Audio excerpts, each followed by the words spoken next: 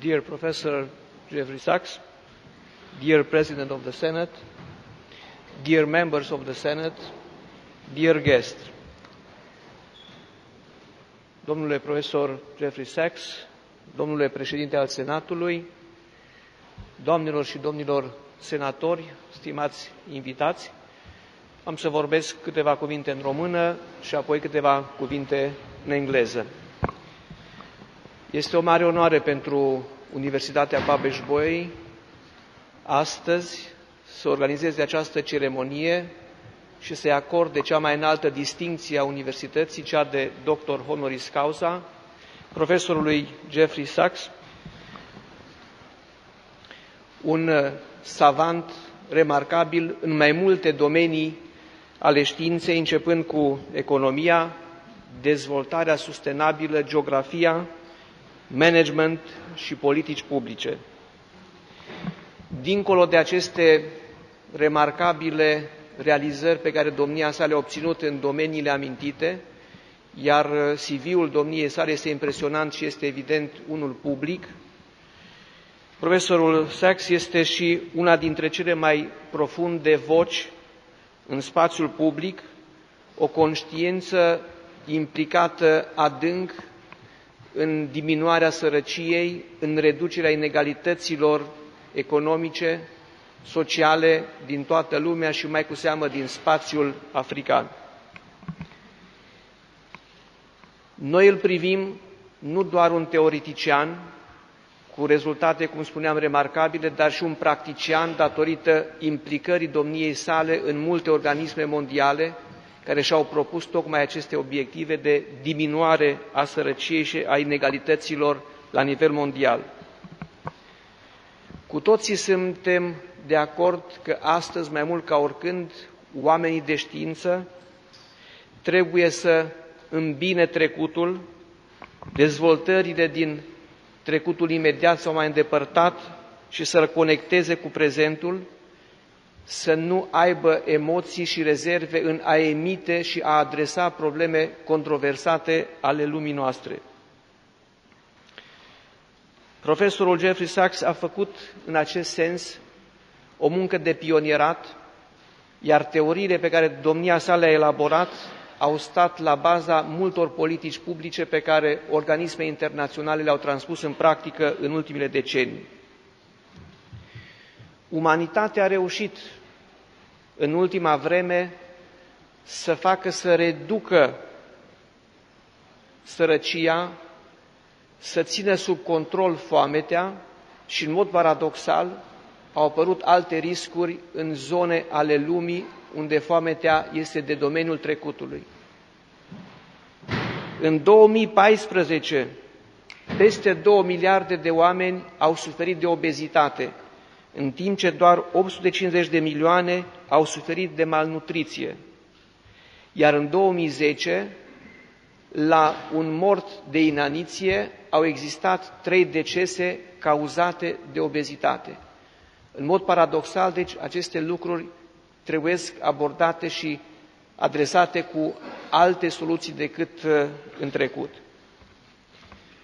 It is a great honor for Babeș-Bolyai University to organize today this ceremony in order to forward its highest award to a leading scientist in many fields: economics, sustainable development, geography, health policy and management.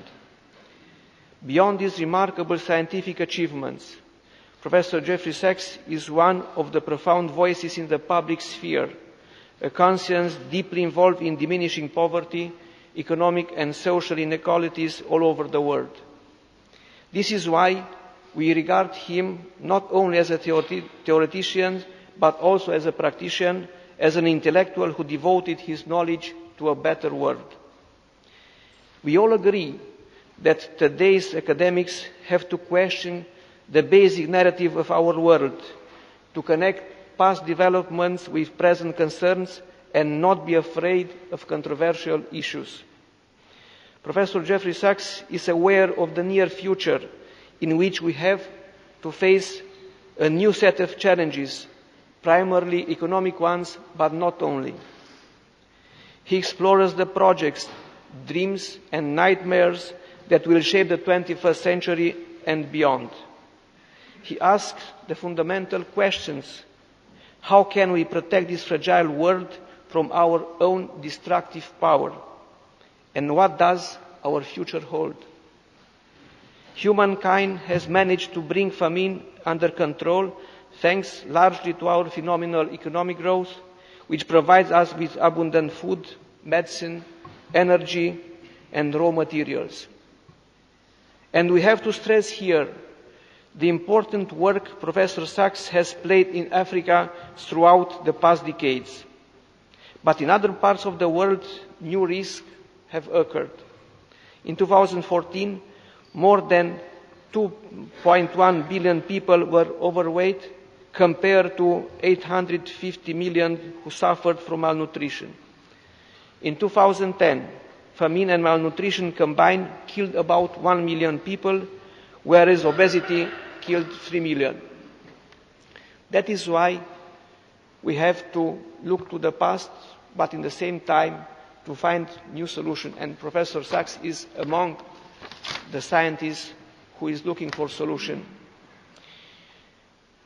We have to thank Professor Sachs for accepting this award, and to all of you for taking your time and to be here at this ceremony. Vă mulțumim tuturor pentru că ați acceptat să fiți parte în acest moment istoric al universității noastre și mulțumim profesorului Sachs pentru că a acceptat să primească cea mai înaltă distincție a universității noastre. Conform protocolului ceremonie de Doctor Honoris Causa, am să-l invit acum să prezinte laudatio pe cel care s-a și ocupat de organizarea acestei ceremonii și îi mulțumim domnului vicepreședinte al Senatului, profesor Dr. Jozsef Benedek, pe care îl invit să ia cuvântul. Professor Benedek, you have the floor. Thank you. Dear Professor Jeffrey Sachs, dear Vice Rector, dear President of the Senate, dear guests, I am of course delighted to introduce at this solemn occasion the academic achievements of such a distinguished guest. A native of Detroit and former scholar and professor at Harvard University, Jeffrey Sachs is currently director of the Earth Institute at Columbia University in New York, Cattellett Professor of Sustainable Development, Professor of Health Policy and Management at Columbia University, and among many affiliations, he is Special Advisor to the United Nations Secretary General Antonio Guterres. He is not only a highly accomplished macroeconomist, but leader in the field of sustainable development as well. In the following 15 minutes, I have an almost impossible mission to highlight the major professional contributions of Professor Sachs. From his prodigious scientific production, I have selected 3 major topics of interest for today's ceremony. 1, economic development and, of course, geography. 2nd, sustainable development. And 3rd, health policy and management. The basic question of the relationship between economic development and geography is: why does geography matter? And which geography matters for economic development? In several highly cited articles, Professor Sachs has developed a powerful explanation to such intriguing questions. Based on a cross-country regression model of economic growth, he concluded that geography matters for economic development. Together with Gallup and Menninger, he found that location and climate have a huge effect on income levels and on economic growth rates. For example, tropical zones are poorer and grow slower than the world average. Furthermore, geographical characteristics explain most of the variation in population density across regions. The results are bringing new evidence that there are 2 different reasons why geography might be important for economic development. One is that some regions may have an absolute disadvantage in their endowments. That means lack of natural resources, bad climate, poor land quality, low agricultural productivity, and so on. The other is that a region may be located far from core economic centers. From a policy point of view, there is a crucial distinction between absolute geographic disadvantage and the costs of distance from economic centers, and this distinction, the complex interplay among geography, demography and economic performance, merits further investigations. During the last few decades, the term of sustainable development has made an extraordinary rise to fame from the fringes to the mainstream. A distinctive contribution to this was made by Professor Sachs. He understands sustainable development as a highly complex phenomenon, including economic development, social fairness, and environmental sustainability, and as a fundamental organizing principle for global development as well. We have entered the age of sustainable development, argues Professor Sachs in his recent book published in 2015 with the same title. It is an age labeled by geologists and geographers as a new epoch, called Anthropocene, characterized by a huge human impact on the ecosystems of the Earth. He is convicted that good public policy and good economics can be performed only if some clear objectives, goals, are set up in the long run. Such goals are represented by the 17 Sustainable Development Goals, adopted by all member states of the United Nations at the UN Sustainable Development Summit in September 2015, opened by Pope Francis, whose concept on integral ecology is very close to the concept of sustainable development. I would argue that Pope Francis has somehow inspired from the concept of sustainable development. They continue to work. The work started in 2000 with the adoption of the MDGs, or the so-called Millennium Development Goals. With the leadership of Professor Sachs, the Sustainable Development Solutions Network, under the auspices of the UN Secretary General, is mobilizing scientific and technical expertise for supporting the implementation of Agenda 2030, including the Paris Agenda. And we are delighted that Professor Sachs has offered today the possibility for our university to be a partner in the global network of universities working in the implementation of the SDGs. In the period preceding the adoption of the SDGs, Professor Sachs was special advisor to UN Secretary General Kofi Annan and Ban Ki-moon on the Millennium Development Goals. One of its main achievements is represented by the reduction of extreme human poverty in Africa. The UN official reports, various studies realized by Professor Sachs are bringing plenty of empirical evidence that African poverty is falling rapidly. The majority of African countries have reached the Millennium Development Goals on poverty, experiencing significant reductions in poverty. Much of the work related to the implementation of the MDGs, or Millennium Development Goals, was related to public health. Despite continued shortfalls in global aiding, the MDG investments, combined with important technological advances in the delivery of primary health care, led to significant improvements in health conditions in all regions. The conceptual framework that has guided the work of Professor Sachs builds on the close association of poverty and poor health. Health and wealth are tightly linked. Moreover, good health is viewed by Sachs as central to well-being. In opposition to many economists, Sachs called for public investments in health in advance of overall economic improvement and views improved health as a way to help unlock the poverty trap.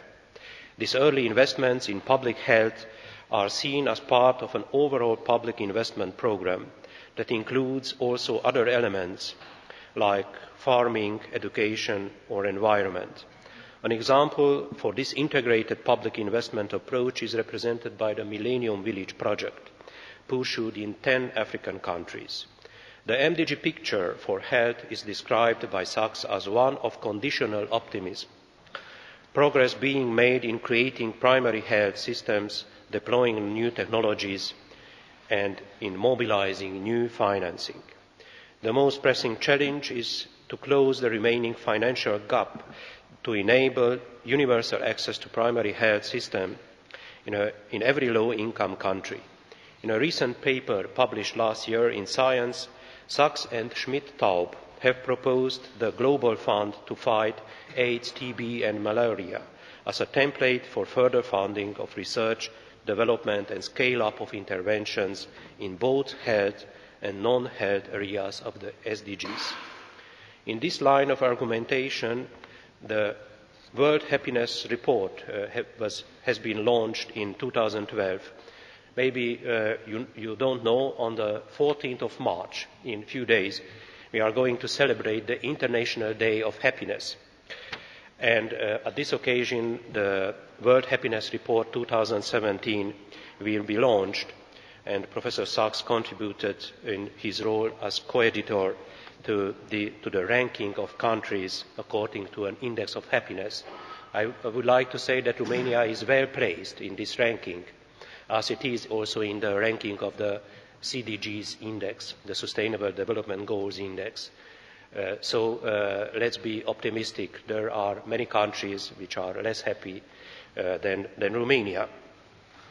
All in all, Jeffrey Sachs is among the few economists who have assumed the role of policy intellectuals and public intellectuals, who has mobilized and applied in an unprecedented way resources and methods of science to the pressing problems of humanity, who challenged politicians and policymakers to see the development process in a new light, who presented new approaches to local and global problems, sometimes in a provocative, risky way, but always on the ground of public interest.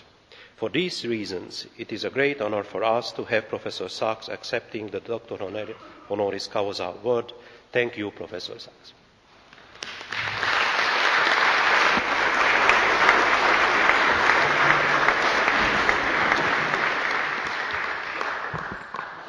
Am să-l invit în continuare, conform protocolului, pe părintele profesor Dr. Ioan Chirilă, președintele Senatului, pentru a citi decizia. I invite Professor Ioan Chirilă, the president of the Babeș-Bolyai Senate, to read the decision of the Senate as far as you are concerned, please.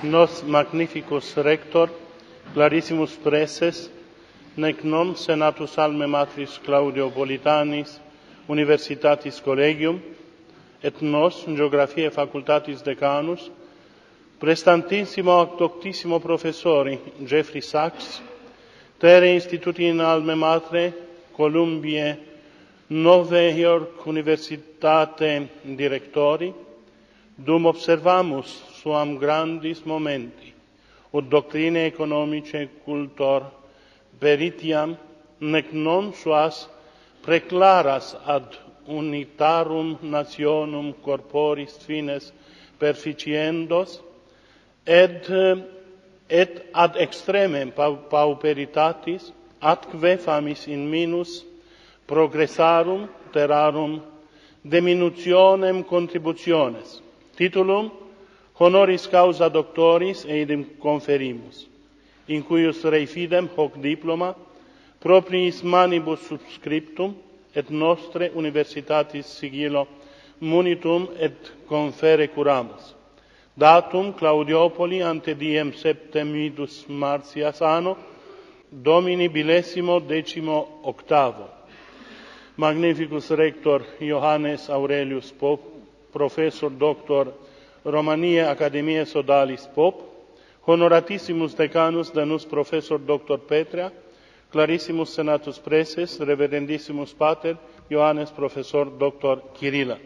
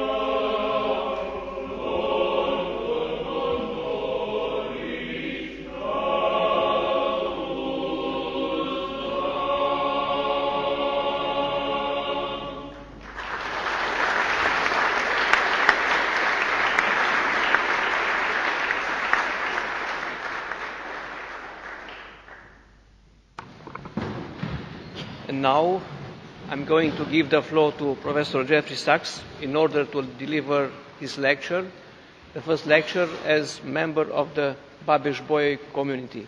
Please, Professor.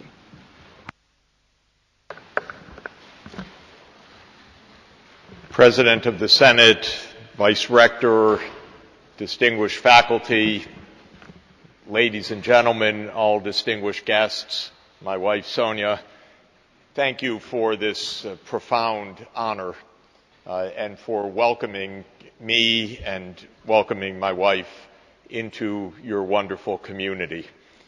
This is a community of scholars and a community of humanists and a community of very wise people. We are meeting every minute, and we're profoundly grateful to be part of this university, and I'm deeply, deeply honored to receive this award and the degree Honoris Causa. This is a great university in a wonderful and beautiful country. And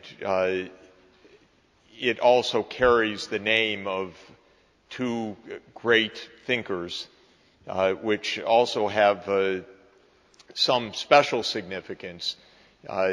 Dr. Babeş was one of the great microbiologists at the end of the 19th century. And my wife, Sonia Sachs, is Sonia Ehrlich Sachs, related to the great microbiologist Paul Ehrlich, who was a contemporary of Victor Babeş. They corresponded, they communicated, they competed, and they worked in parallel to develop the concepts of immunology and germ theory, and it's really special to have that binding relationship. And I understand that János Bolyai, great mathematician, also of this era, is one of the progenitors of the modern age, because the role of basic breakthroughs in mathematics fundamentally transformed our modern world. As you know, and as I have learned, Professor Bolyai was one of the great founders of non-Euclidean geometry.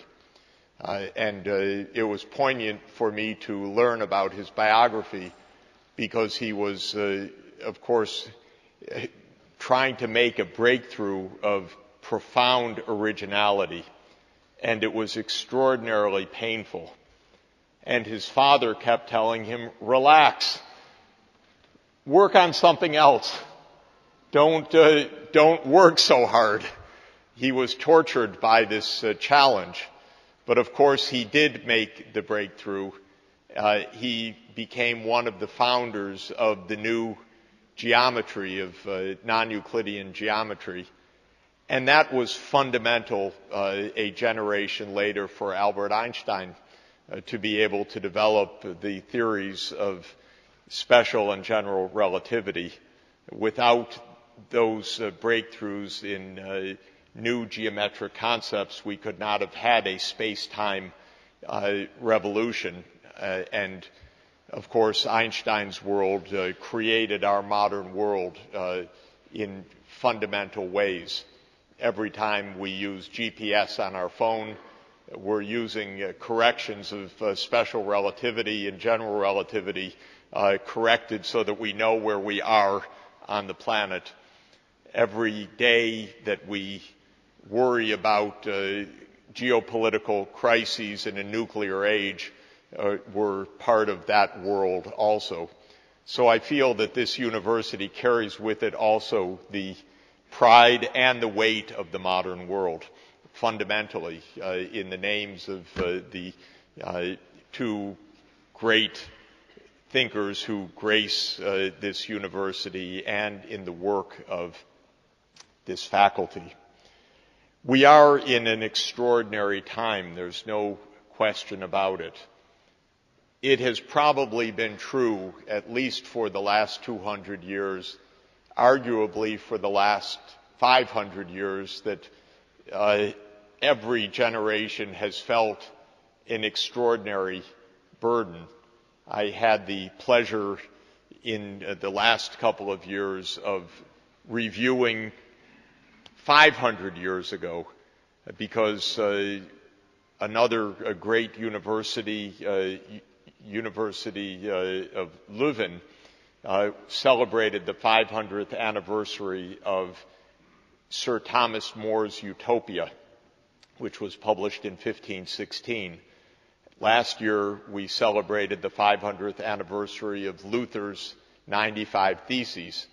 And when I looked back at that era, that period of the 1510s was one of the most revolutionary periods of humanity in history, from the Reformation, the Copernican Revolution, imagining a new utopia,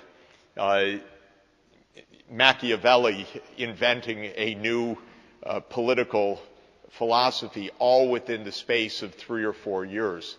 And one of the things that impressed me in looking back at those years as well is how much took place at universities, because all of the great protagonists, Copernicus and Luther and Erasmus and Thomas More, were all in university life. So it was not the case of an ivory tower removed from reality. It was thinkers in the midst of the drama of their time that characterized the network of European universities then, and it's still true today, because this continent not only boasts the longest lived institutions of humanity, but the greatest network of universities in the world, and the traditions, even when we wear the robes and we have the Latin, of course, in this wonderful diploma. This is a network of engagement of thinkers with the struggles of their times, which has characterized European universities from their inception until today. Our time is also a distinctive challenge, and if every generation feels the challenge, we have to identify what is our distinctive challenge. I often think of the remarkable words of President John F. Kennedy in his inaugural address in 1961 as being the most succinct definition of our time. Because he said in his inaugural address a half century ago, "For mankind holds in his mortal hands the ability to end all forms of human poverty and all forms of human life." And what he was saying half a century ago, which I take to be the existential reality of modern life, is that we have the means, unlike earlier generations, to do the most remarkable things, literally to end poverty, literally to save millions of children's lives every year.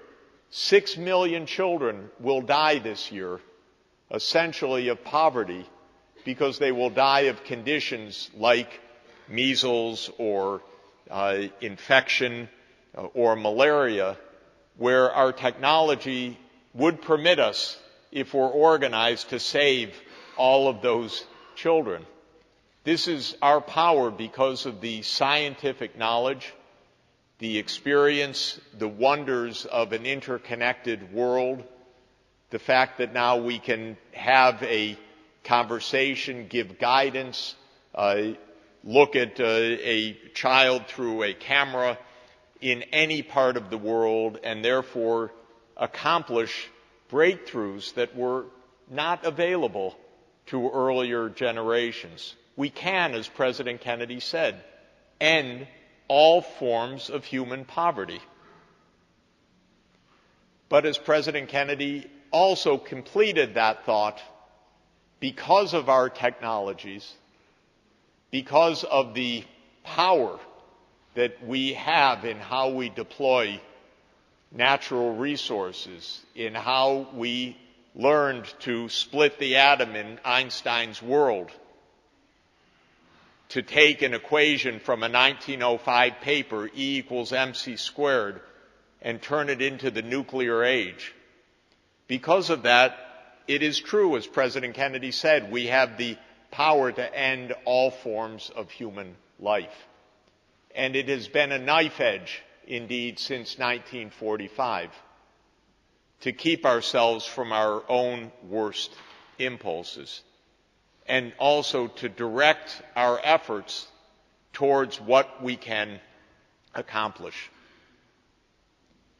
Of course, this period of the modern world has been a period of remarkable accomplishment.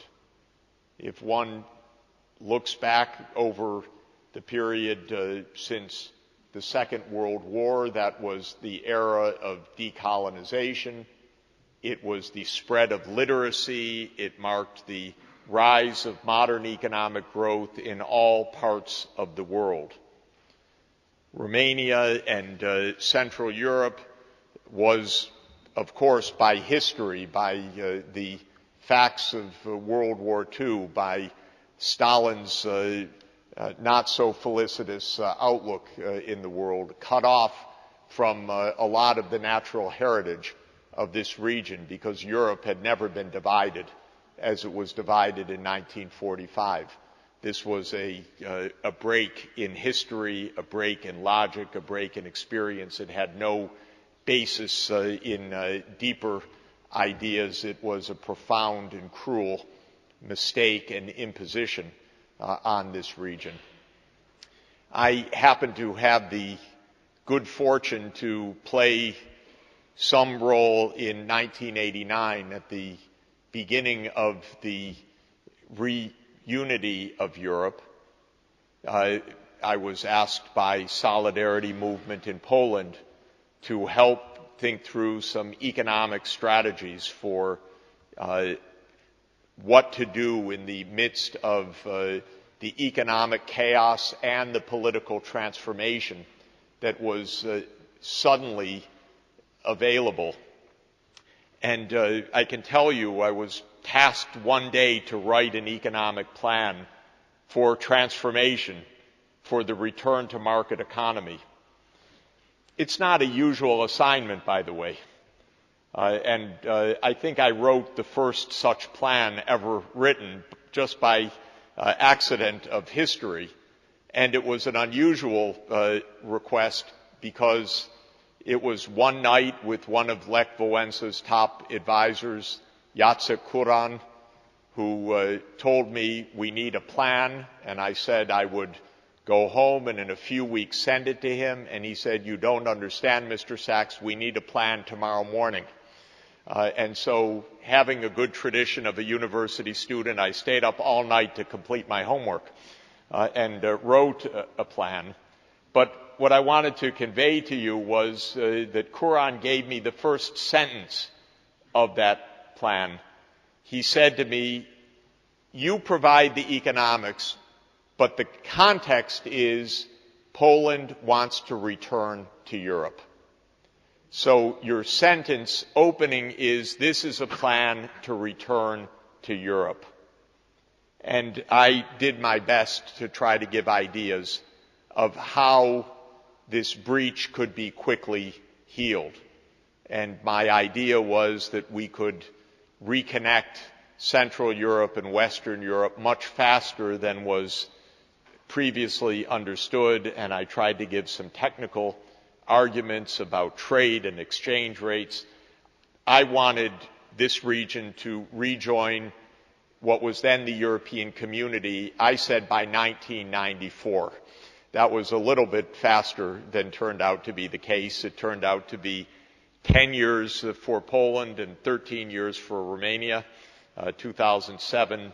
But Europe is being healed again. And I think that this is one of the great and positive accomplishments of goodwill and a source of hope. Of course, I also have to add that back in 1989 there was another idea, and that idea was Mr. Gorbachev's idea. I believe Mikhail Gorbachev is one of the greatest statesmen of our age, perhaps the greatest. He's not so well liked because economic change in the Soviet Union and then in Russia was not easy. In fact, it was not very successful for quite a long time. But he had the idea that we shouldn't merely reunite Europe, if I could say it that way, but actually unite all of Eurasia. As he said, from Rotterdam to Vladivostok, that this should be one open region.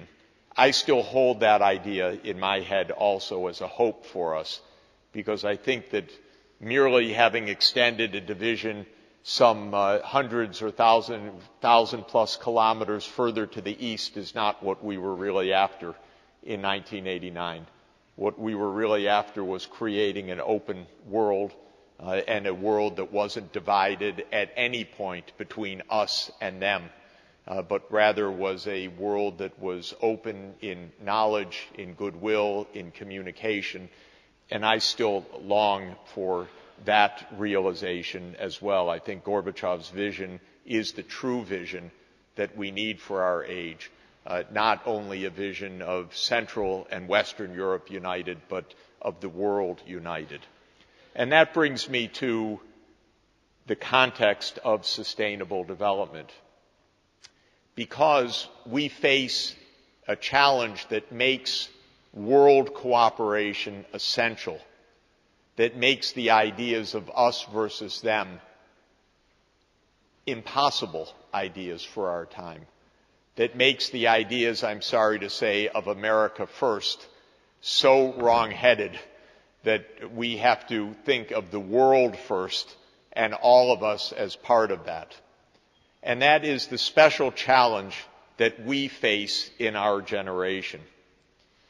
When President Kennedy spoke about ending all forms of human life, he was, of course, referring to the nuclear threat. It's a threat that we still face, after all. It's still in our headlines, indeed. Maybe the news today that President Trump and the leader of North Korea will meet is a sign of hope, and I really hope and pray that it is. But when we think of President Kennedy's words, there's another meaning of them today that he could not have known, but is true for us. And that is, we now face a challenge of well-being and survival, not only from a nuclear or military threat, but from an environmental threat as well. What's happened is quite ironic for humanity. We have become so good at economic production. We became so powerful at extracting the Earth's resources. We learned so well after James Watt invented the modern steam engine how to mobilize mass energy for a modern economy, that the economic output of humanity expanded at least 100 times since the beginning of the industrial age. The population expanded 10 times from about 750 million people to today's 7.6 billion people. And the Earth has expanded not at all. So we have 100 times more human pressure on the planet than we did before. And President Kennedy's words now mean something else, that we, through environmental destruction, are ironically destroying the very bases of our well-being, our ability to feed ourselves, our ability to protect ourselves from disease, our ability to keep ourselves safe from natural hazards. Indeed, we're provoking the planet in dangerous ways. 3 of them are paramount. First, because of the massive use of fossil fuels, we are warming the planet. About 122 years ago, a wonderful chemist, one of the geniuses of the modern age, Svante Arrhenius, Nobel laureate of Sweden, calculated with paper and pencil that if we continued expanding our use of coal, humanity would push the temperature up. And he calculated that in 750 years, we would raise the temperature by about 3 degrees Celsius. He was a better chemist than a prognosticator, because what he predicted is going to come true on our current trajectory in 150 years. He didn't count on the rise of China. He didn't count on the internal combustion engine and the gas turbine mobilizing this fossil fuel energy even at a greater extent. So in a short period of time, we are warming the planet to a climate that humanity has never experienced during the whole age of civilization. 10,000 years ago, civilization began. 12,000 years ago, we entered the Holocene, the new geologic epoch after the Ice Age. But now, as you heard, we're entering a new geologic era called the Anthropocene, meaning the human-made era of the planet. But not in a positive way, in a dangerous way. We're changing the climate, making it warmer than we have experienced on Earth for 115,000 years. And as my climatology colleagues remind me, the last time Earth was just a little bit warmer than now, the ocean level was 8 meters higher than it is today, because the ice sheets had substantially disintegrated. We are flirting with environmental disaster from global warming. Simultaneously, we are flirting with disaster from destroying the vegetative cover of the earth, from taking natural forests and chopping them down for more pasture land and more farmland, for threatening the survival of the Amazon, for threatening the survival of the Indonesian archipelago.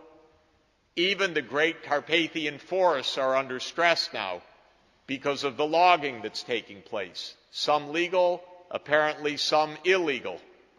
And this is happening all over the world.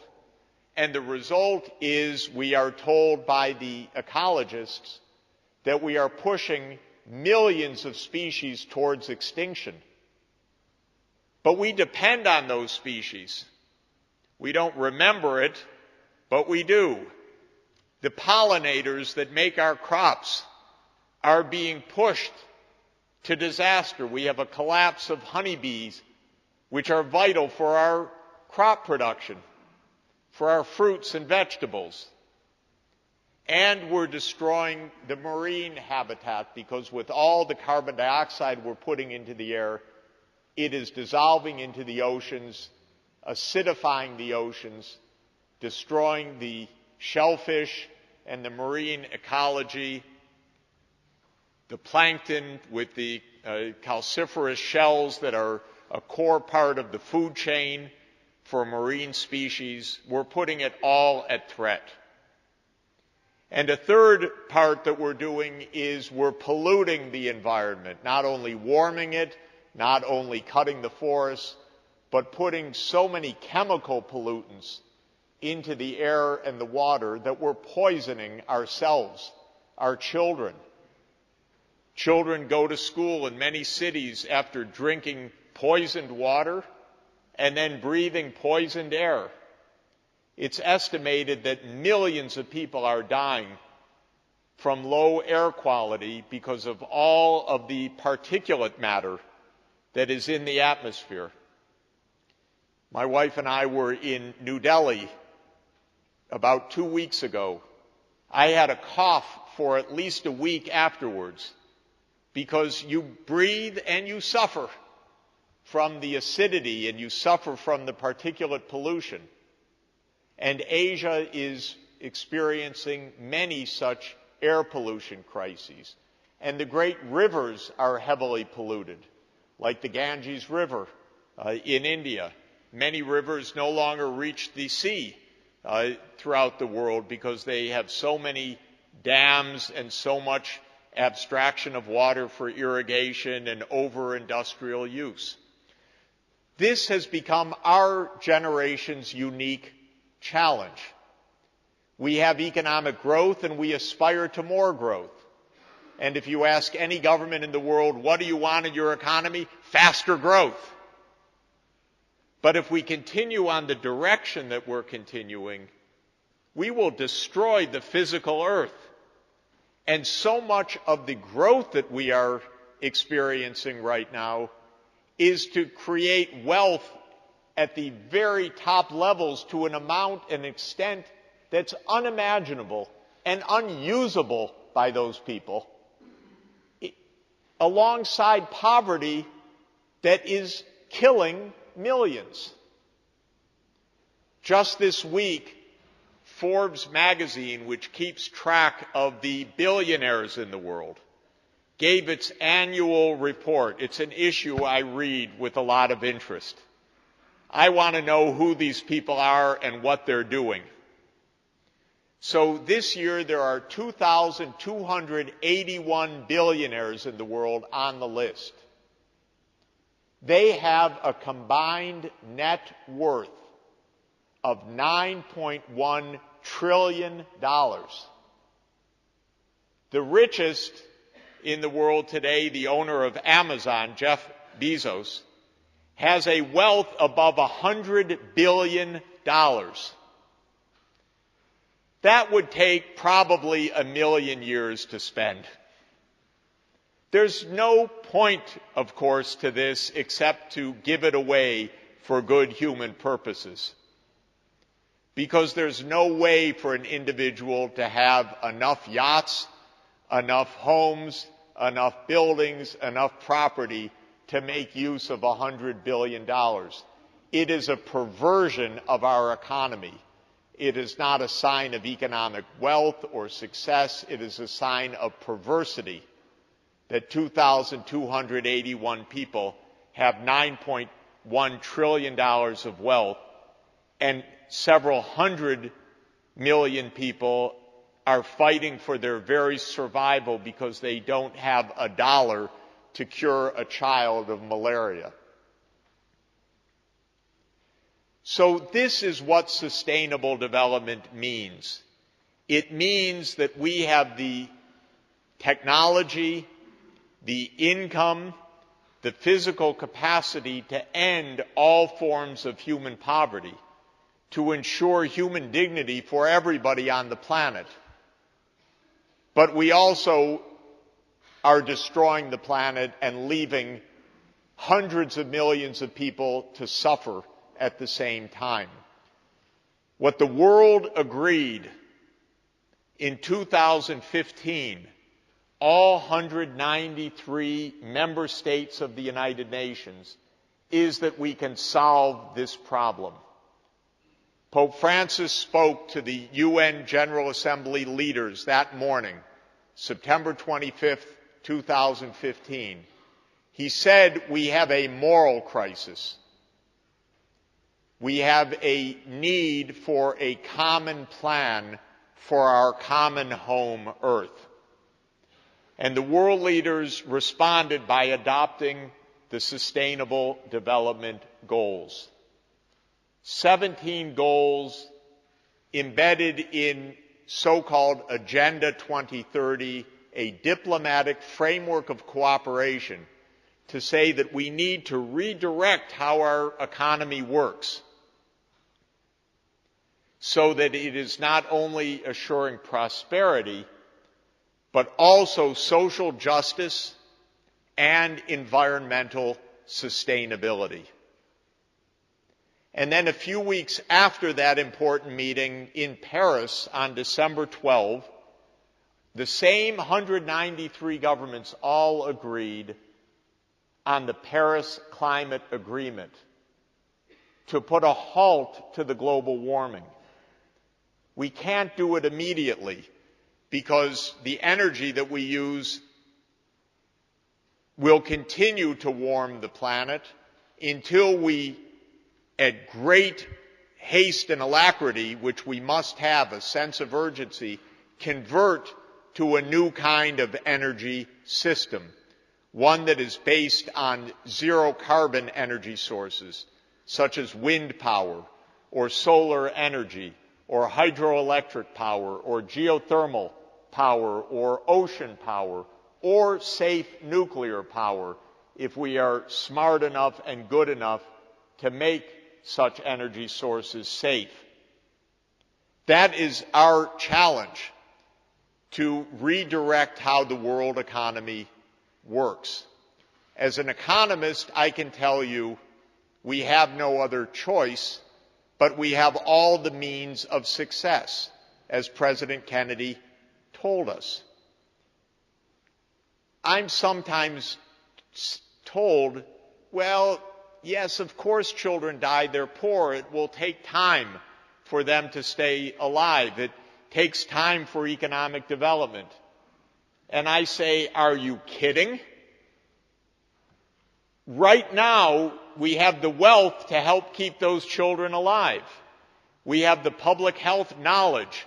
My wife's a public health specialist working throughout Africa, showing that we can save these children, that community health workers from their own villages can be trained and with smartphones under the guidance of medical doctors or nurses to save lives, treat malaria, give vaccines, do diagnostic tests, bring mothers in for antenatal visits or for safe childbirth.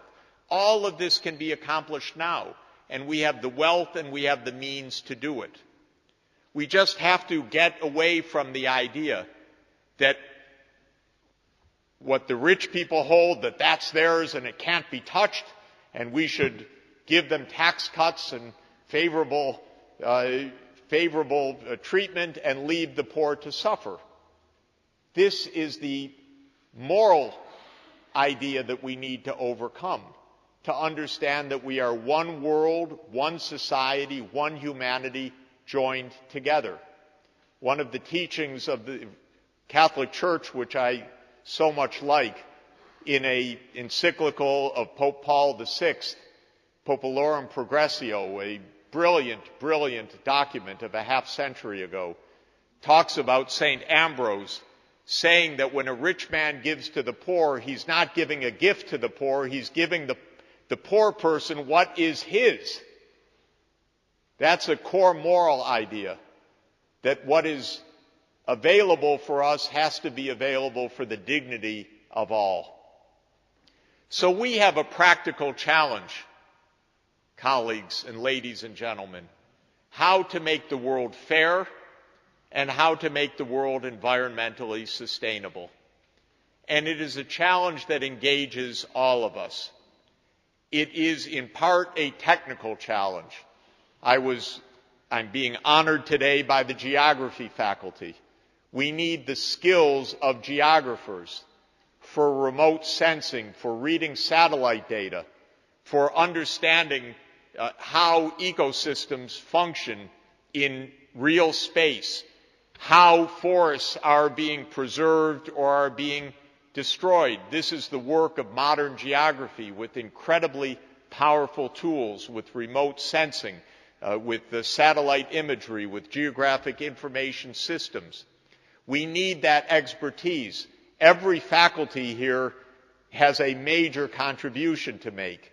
The chemistry faculty for green chemistry, the engineering departments for renewable energy, the geography departments for how to monitor and measure a rapidly changing Earth's surface, and of course the four theology departments for reminding us about the purpose of all of this, because our purpose is not Jeff Bezos's wealth, it's not 2,200 billionaires, it is the common dignity of humanity.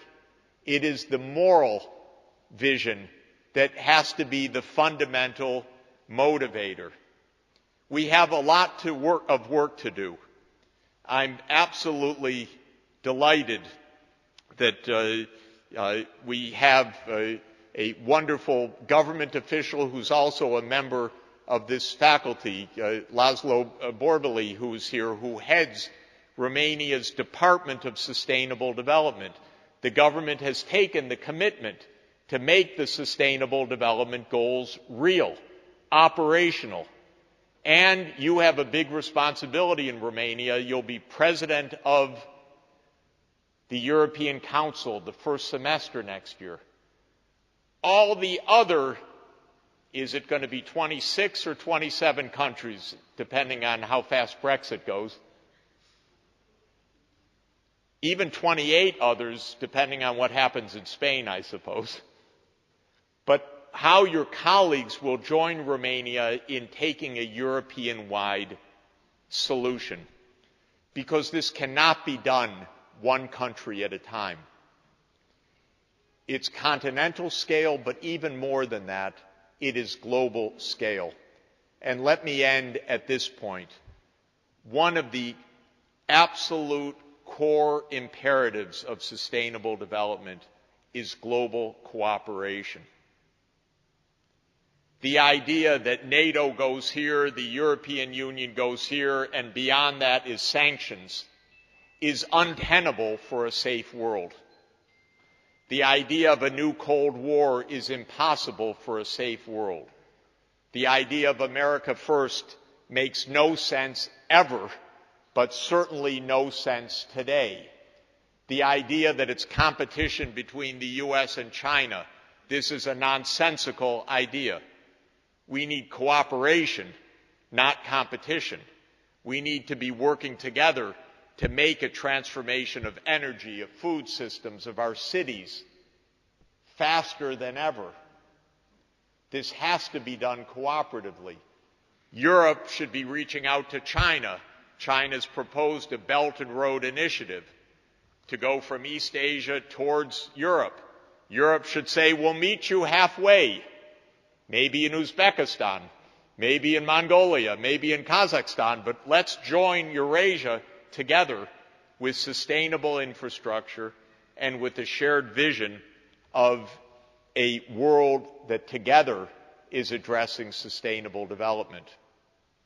Let me end with one more piece of wisdom of President Kennedy, who in 1963, after the near annihilation of the world in the Cuban Missile Crisis in 1962, realized, together with his counterpart, Nikita Khrushchev, the world could not go on at this brink of confrontation, at this brink of annihilation.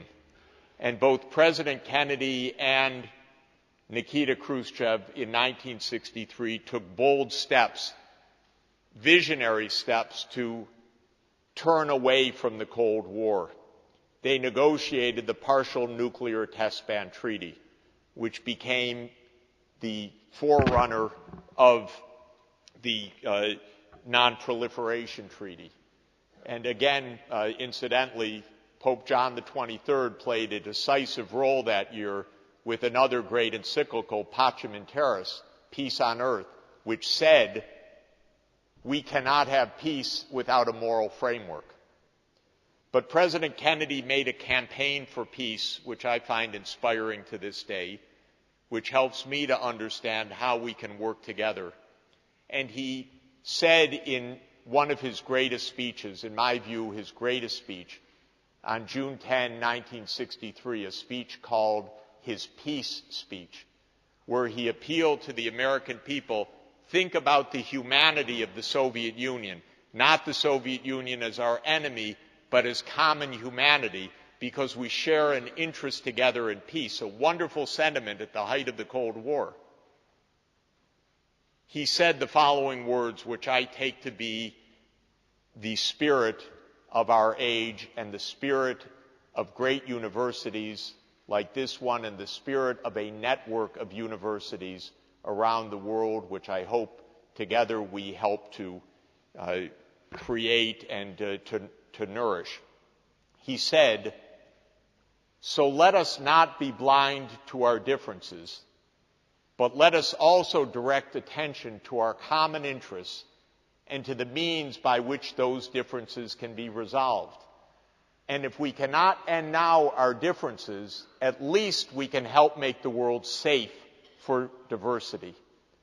For in the final analysis, we all inhabit this small planet. We all breathe the same air. We all cherish our children's futures. And we are all mortal." Thank you so much for the high honor today. I'm most grateful.